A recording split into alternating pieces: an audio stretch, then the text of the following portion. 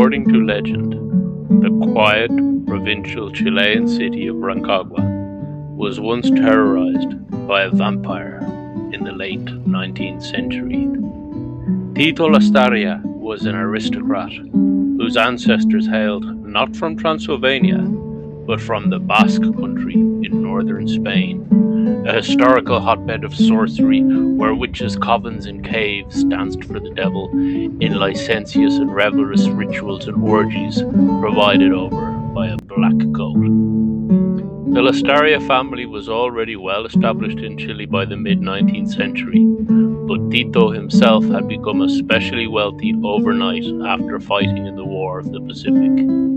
Tito was a cruel master to his workers and a fearsome creditor to his debtors, and was merciless in punishing both. Tito's penchant for vice was legendary, and he was a frequent patron of the city's brothels. They say Tito owed his enormous wealth and supernatural powers to a deal with the devil, which stipulated that he must give up his soul to the Prince of Darkness once he was dead and below ground, with the only escape clause available to Tito being the recruitment of other souls in his place. Tito lived lavishly, but he knew the day would eventually come when he would have to make good on his deal with the devil. So he did whatever he could to extend his now unnatural life for as long as possible, and to ultimately get out of the pact. They say that Tito would demand the souls of any and everyone who asked him for a loan or any other favor, and they say that whenever he visited a lady of the night, he would feast on her blood, and she would invariably vanish forever shortly afterwards. The locals were terrified of Tito, and one day, when they could no longer bear the cruelty and terror he had inflicted upon them, they came together to form a mob to lynch Tito, forcing him into a coffin which they bound in chains so he could not escape, before they dragged him into the crypt of the very mausoleum which he himself had built. Tito was furious, but powerless to resist the fury of the mob. But just before he was buried alive in the wall of the crypt, he vowed revenge, stating, "When the last of the 4 crosses falls from the top of my mausoleum, I will rise again and return for the descendants of those of you who have done this to me, and claim the souls of all of you for whom I have ever done any favors or to whom I have ever lent any money." But even then, Tito was undefeated. The devil never could claim Tito's soul, as the townsfolk had interred Tito alive in the wall of the crypt, and not below ground as the terms of his deal with the devil had stated. This was not by chance, it was by design, for Tito himself had ordered the mausoleum built with this in mind. Tito had outwitted the devil and escaped his clutches and the fires of hell, but Tito was not welcome at the gates of heaven. So he is now neither here nor there. He is now among the ranks of the undead. To this day, the people of the city still come to his tomb and petition him for favors, as Tito continues to grant wishes from beyond the grave, patiently waiting for the final cross to fall, so he can rise again to claim the souls of his petitioners and take his revenge on the great-grandchildren of those who buried him alive.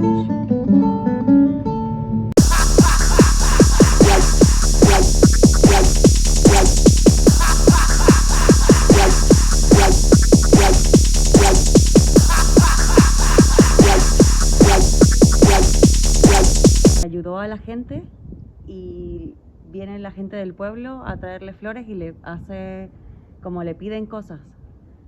¿Puedo contar más de lo que piden o...? Sí, le piden como milagros, como que los ayuden a sanar o les piden favores o que él los ayude, y después la gente tiene que venir como a traerle su ofrenda. Dicen que cuando se caiga la última cruz que está arriba, se supone que se cumplen todos. Pero esa es la historia de esta persona. ¿Y quién es esta persona? ¿Cómo llegó a ser este...? Él se llama Tito Lastarrias. Ajá. Era como un doctor famoso de aquí, que ayudaba mucho como al pueblo, y quedó siendo famoso. Wow. ¿Y alguna vez le has pedido algo? No, pero igual siempre le traigo flores. Ah, ok. ¿Cuánto tiempo lleva trayéndole flores? Como un año quizás. ¿Y cuánto tiempo lleva la gente pidiéndole cosas? Oiga, no sé, pero si se da cuenta, hay un montón de escritos y la gente le trae por adelante también ahí.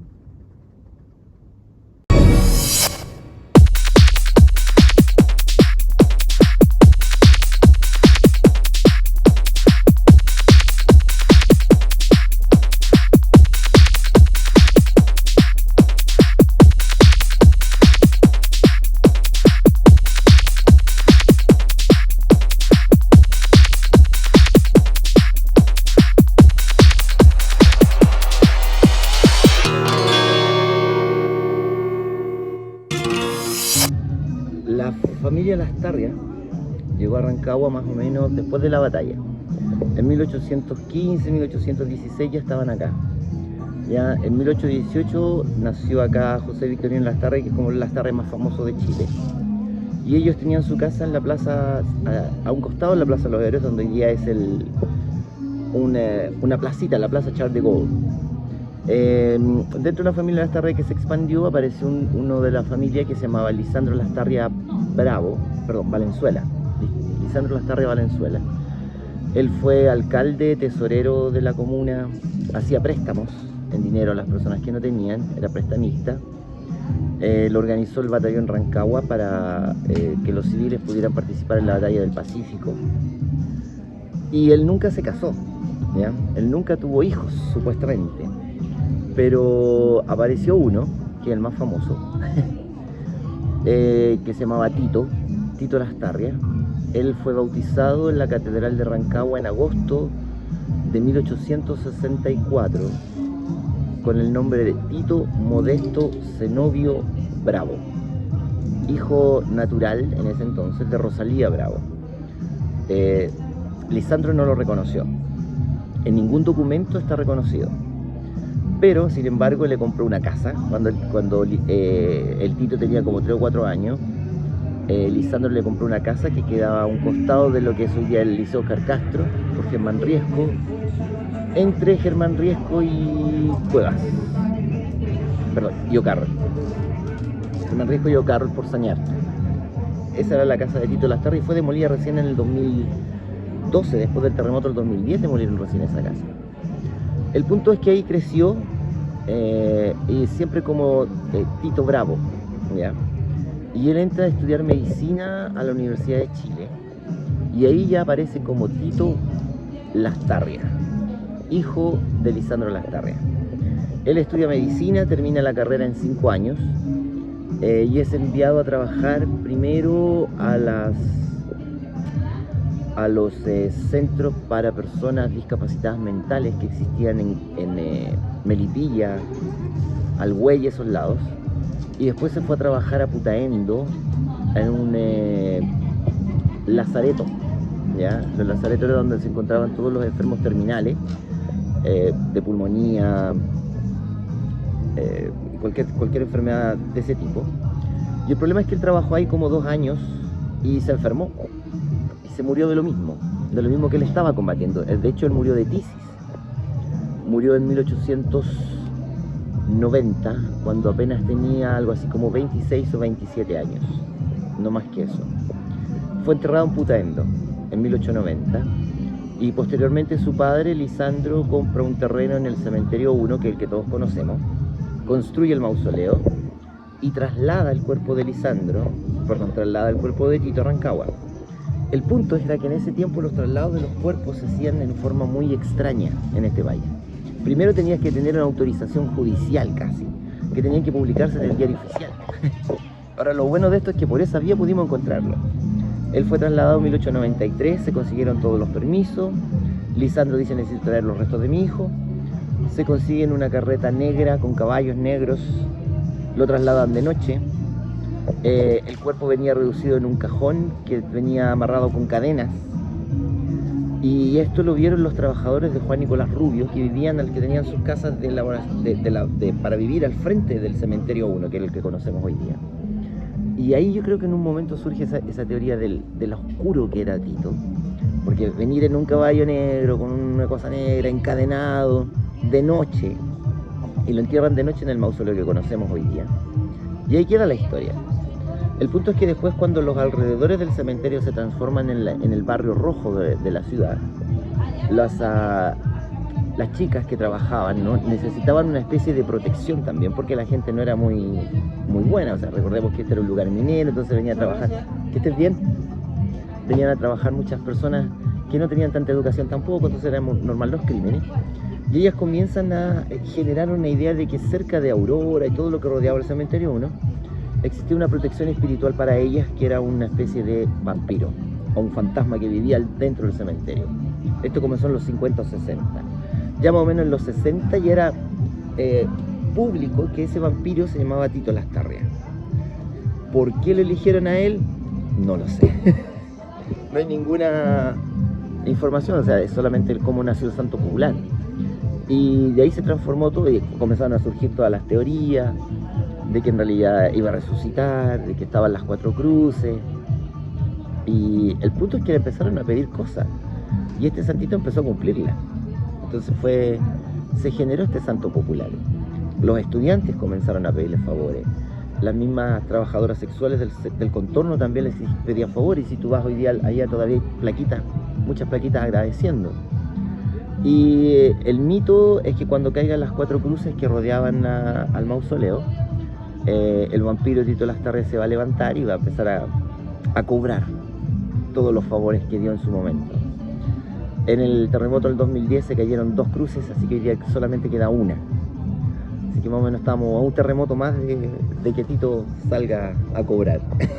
Entertainment begins.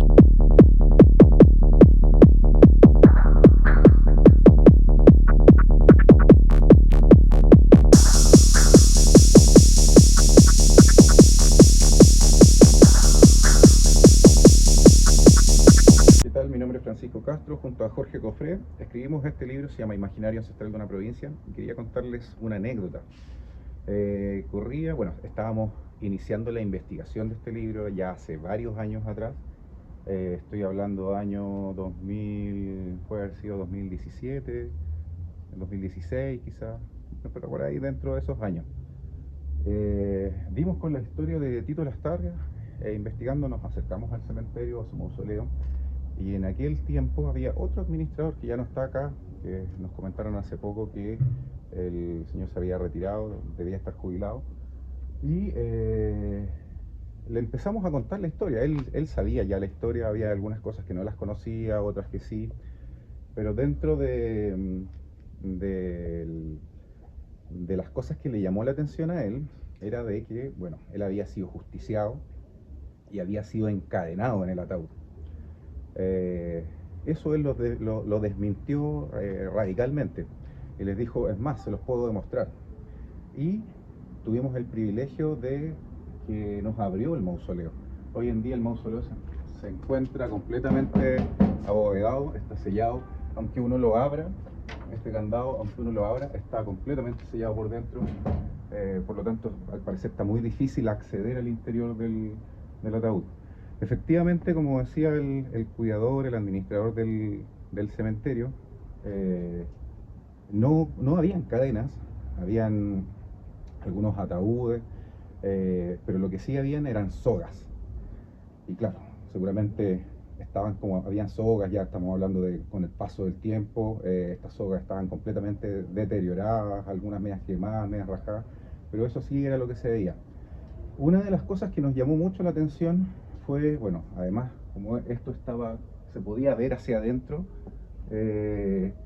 muchas peticiones, cartas, deseos, y algo muy llamativo también, ropa interior femenina, calzones, sostenes, que estaban adentro. Así que igual nos da un poco una idea de cuáles eran las peticiones que se le hacían a don Tito. Bueno, es importante aclarar cuál es la diferencia entre quiénes son Tito y Lisandro. Tito Lastarrias nació como hijo natural de padre no reconocido y de una señora llamada Rosalinda Bravo. Nació bajo el nombre de Tito Bravo. El padre no reconocido, al parecer, era don Lisandro Lastarria. Sin embargo, aunque no lo reconoció inicialmente, él se hizo cargo de todos los gastos de su vida, mantenciones e incluso estudios. Tito Lastarrias logró titularse con honores de la carrera de medicina en la Universidad de Chile. Y a partir de ese momento fue cuando Lisandro Lastarrias, su padre, lo reconoce como hijo. Bueno, pues, ¿qué más podemos hablar sobre Tito? Se dedicó su vida a trabajar con la gente enferma de tuberculosis. Gran parte de su carrera, de su corta carrera, la dedicó a trabajar en un hospital en Melipilla, y a la corta edad de 26 años él fallece producto de esta misma enfermedad en Putaendo, en donde a partir de ese momento Lisandro Lastarrias manda construir este enorme mausoleo para enterrar los restos de su hijo. Da la coincidencia de que muy poco tiempo después de que esto fue construido, Lisandro Lastarrias también muere. Podríamos decir que los restos de Tito y Lisandro estuvieron prácticamente en un lazo muy corto de tiempo en el mismo lugar. Podríamos decir que pese a que ellos no fueron muy unidos en vida, la muerte los terminó uniendo igual en este lugar. Ya sabemos, Lisandro Lastarrias es el hombre histórico, el hombre del cual es el quien concede los milagros a todas estas peticiones. Pero sin embargo, como estaba nombre y estaba pensado solamente en el hijo Tito Lastarrias, quedó esta confusión de padre e hijo entre el hijo de que murió joven y el padre que tuvo una vida bastante próspera, llena de hitos importantes en su carrera, ser alcalde, participar en la Guerra del Pacífico, ser un prestamista conocido, entre otras cosas. Así que bueno, esa es como la mezcla entre el mito, la realidad, el hijo y el padre. Otra de las cosas por las cuales se le hacía llamar vampiro a Lisandro Lastarrias era porque luego él de haber participado de la Guerra del Pacífico decide olvidarse de las atrocidades de la guerra, de todo lo haber vivido ahí, y él se va a Europa, se va a estudiar negocios, como una especie de retiro, dejar el pasado atrás y partir como una vida nueva. Sin embargo, es en Europa en donde él descubre que tiene una enfermedad a la piel, se llama vitiligo, que es donde la piel empieza a cambiar de color y se pone con unas tonalidades bastante pálidas, blancas. Al volver a Chile, él ya no era la misma persona, la había cambiado. Evitaba la luz del día, la luz solar, producto de su enfermedad, y ocupaba trajes largos, oscuros, y principalmente su vida social la hacía de noche. Entonces, sumado a que dejó la vida pública y se dedicó a ser prestamista, y que aquella gente que recibía estos préstamos sabían que era muy duro con quienes no le respondían, no le pagaban, empezó a correr el mito de que de vuelta de su viaje a Europa, él había vuelto como un vampiro. Otro hecho súper importante que marca la historia de este santo popular es cómo inició esta historia. Estamos hablando principios de los años 70, había un auge en la minería, pero a principios de los 70 hubo un cambio radical que fue la nacionalización del cobre en la Unidad Popular. Los mineros y las empresas empezaron a ver con desconfianza el tema de la minería. Entonces empezó a existir una crisis en torno a la minería. Una de las principales economías que se vieron afectadas fueron las prostitutas de la calle Rubio, el comercio en general, pero es bien sabido y conocido de que muchos de los trabajadores de la mina frecuentan y salen a divertirse en sus bajadas a estos sitios y burdeles. En esos años, una prostituta famosa de aquí de la calle Rubio se acercó a este mausoleo, que estaba bastante dañado, y decidió pintarlo, barrerlo, dejarlo reluciente. Y mientras ella hacía esta labor, en silencio, conversaba con Tito, Lisandro, y le pedía favores. Le decía que le dejó flores, dejó todo esto bien hermoso, pero le pidió un favor a cambio, que hiciera millonario, o que recibiera mucha prosperidad y dinero a ella, a su cabrona y a sus compañeras de trabajo. Fue así cuando pasaron un año, quizás menos, y pese a la nacionalización del cobre, los aires de confianza en la minería se fortalecieron y la minería volvió a resurgir y a crecer con creces. Tan así que se dice que los burdeles aquí de la calle Rubio habían filas para poder entrar, y los mineros en sus bajadas pasaban 10 días adentro derrochando virilidad y dinero. Es por eso que esta prostituta famosa, el que hacían llamar Patricia, recordaba en silencio sus peticiones. Sí, por vergüenza ella no quería contar que esto se le había hecho realidad, pero poco a poco ella empezó a contárselo a sus clientes, a sus compañeras, y así fue como Tito Lastarrias empezó a hacerse famoso por sus peticiones y sus deseos y sus favores concedidos. Eso, así nace el mito, de boca en boca. Y así fue como principalmente, bueno, Lisandro Lastarria era un prestamista que también concedía favores amorosos en vía y prestaba dinero. Entonces, por eso se habla de que es un santo popular que concede favores, bueno, a estudiantes, ¿cómo se llama?, a gente que tiene problemas de amor y que tiene problemas de dinero. De ahí nace la fama de Tito Lisandro Lastarria.